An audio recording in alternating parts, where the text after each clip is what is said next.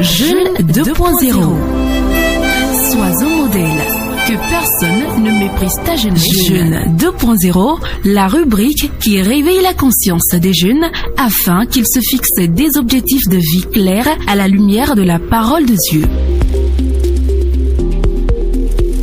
Jeune 2.0, que personne ne méprise ta jeunesse, sois un modèle. Dans la vie, il faut être chapeau.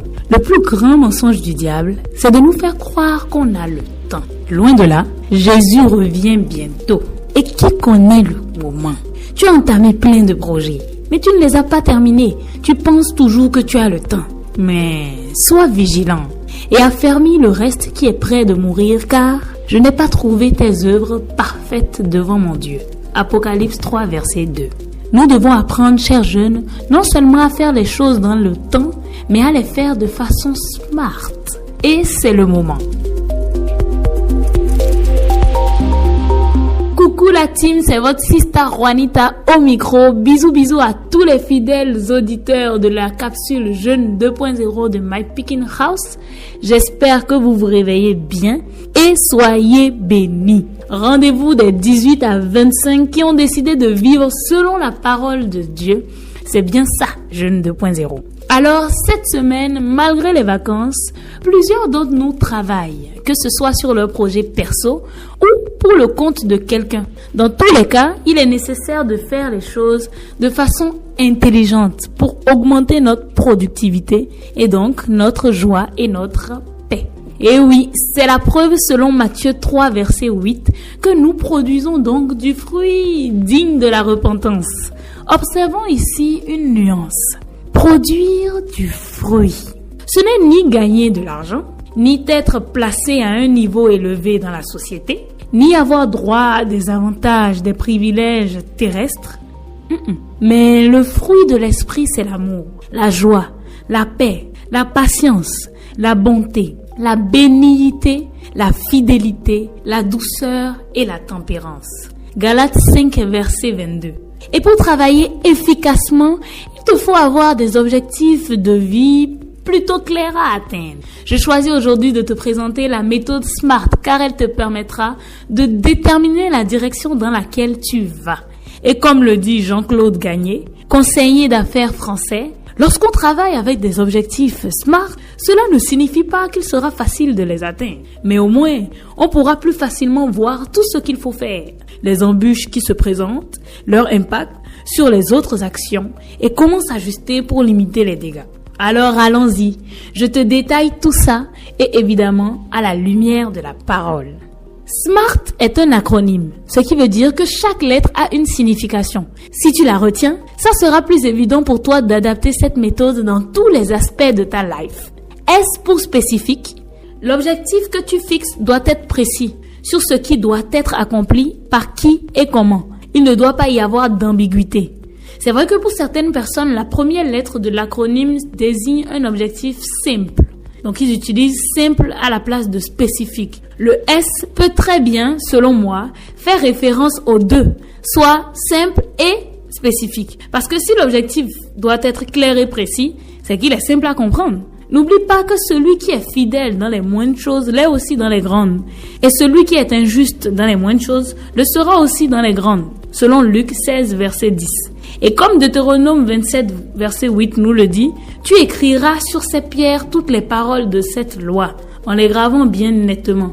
Donc, il faut que tu graves tes objectifs dans ton cœur avec netteté. Il faut que tu saches clairement ce que tu as à faire et dans la mesure dans laquelle tu as à le faire. M donc pour mesurable. L'objectif que tu te fixes doit expliquer ce à quoi on s'attend comme résultat. Ça veut dire quoi? La mesure va englober plusieurs aspects. Ça peut être la quantité, la qualité, le coût ou même le temps. L'important, c'est qu'il doit avoir un seuil, c'est-à-dire qu'il doit indiquer le niveau ou la valeur à atteindre ou bien la barre à franchir pour que l'objectif soit considéré comme réalisé. En fait, il est important de connaître la mesure de départ, par exemple. Énonce ton objectif de la façon suivante. Tu n'écriras pas « faire du sport ». Tu diras plutôt « faire du sport les samedis et les dimanches ». Ou encore « mettre 10 000 de côté chaque 2 mois ». Ou bien « lire 2 livres par mois ». un sur l'histoire, un sur le développement personnel, etc.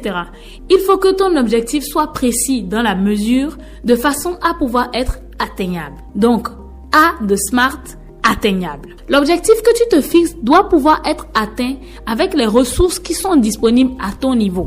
Oui, cela suppose que pour atteindre l'objectif, tu as déjà tout ce dont tu as besoin.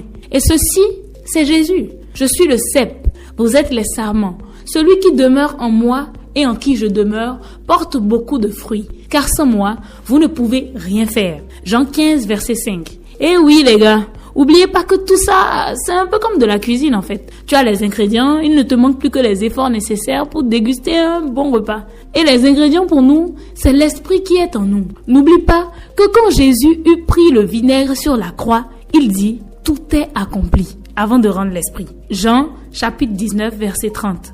Alors qui pourrait rajouter quelque chose à ces paroles? Dans certaines définitions de l'acronyme SMART, la lettre A correspond tour à tour à plusieurs adjectifs, comme acceptable, ambitieux, approprié ou attirant. En gros, le A explique que tu dois trouver un objectif qui est assez ambitieux pour constituer un défi et une motivation en même temps. Mais il doit aussi être suffisamment petit pour demeurer atteignable et surtout réalisable. Donc, les critères atteignables et réalistes vont souvent être définis ensemble parce qu'ils vont dépendre d'éléments communs tels que la faisabilité et la perception que tu as de l'objectif. R de SMART pour réaliste. L'objectif que tu te fixes doit être pertinent. Cela signifie que même après avoir satisfait tous les critères précédents, ton objectif doit s'harmoniser avec d'autres objectifs pertinents comme tes objectifs spirituels. Par exemple, la seule raison pour laquelle tu ferais du sport, c'est parce que ton corps est le temple de l'Esprit Saint et donc tu dois en prendre soin. Ne va pas faire du sport pour avoir plus de fesses par exemple. Sinon, tu peux très facilement devenir une occasion de chute ou tout simplement être en train de te conformer au siècle présent par cette mode. La réussite de tes objectifs va donc exiger une concordance avec l'ensemble des convictions spirituelles que tu portes en toi. Avant de te lancer, tu peux te demander si l'objectif en vaut la peine, si c'est le bon moment pour l'atteindre ou s'il répond à d'autres besoins. Et si le oui est ta seule réponse, ton objectif est réaliste. T pour temporel. Il faut enfin te fixer un délai clair pour l'atteindre. Il est possible de diviser ce dernier en étapes clés, comportant chacune une date limite afin d'effectuer un meilleur suivi. Bon, je t'explique. Quand on dit temporel, comme dit aux critères mesurables, l'élément de temps doit lui aussi être défini en termes clairs qui ne laissent aucune place à l'interprétation.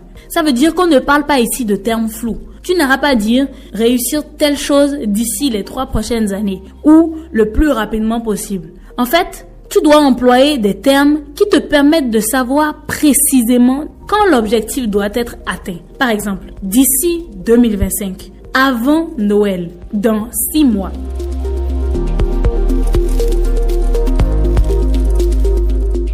Alors voilà, cher auditeur. S pour spécifique, M pour mesurable, A pour atteignable, R pour réaliste, T pour temporel et donc SMART. J'espère t'avoir donné de divines idées. Va et sois la lumière du monde. Tu sais déjà, l'espace commentaire, notre safe place, est ouvert pour que tu partages tes ressentis, tes remarques et tes questions. À plus et que Dieu te bénisse.